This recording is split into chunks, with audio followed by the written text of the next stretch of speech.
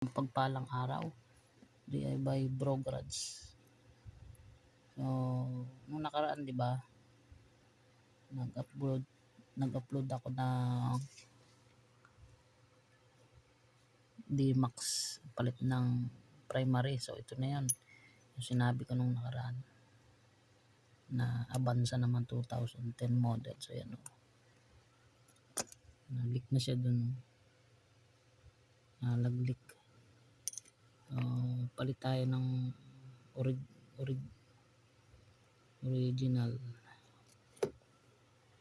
Mahirap maghanap. 2010 model Avanza manual. So ganun din ang process niya, kumukha nung sa D-Max.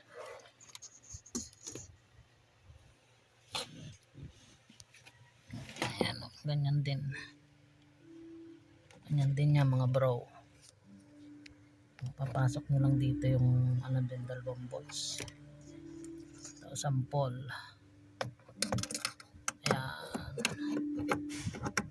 Yan, ganyan lang yan mga bro.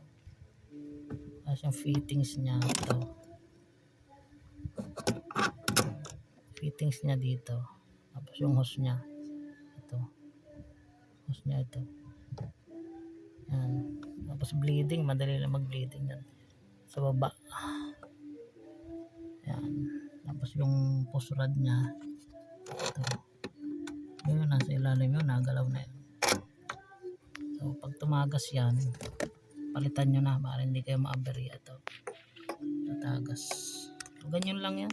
May 2 bolts lang dito sa taas. Tapos yung fittings. Madali lang mag-bleed yan. May mga tutorial din tayo na. Yan doon lang kasi mag-DIY. Una pagtatanggal, tanggalin nyo to. Tanggalin yung fittings. Tapos yun.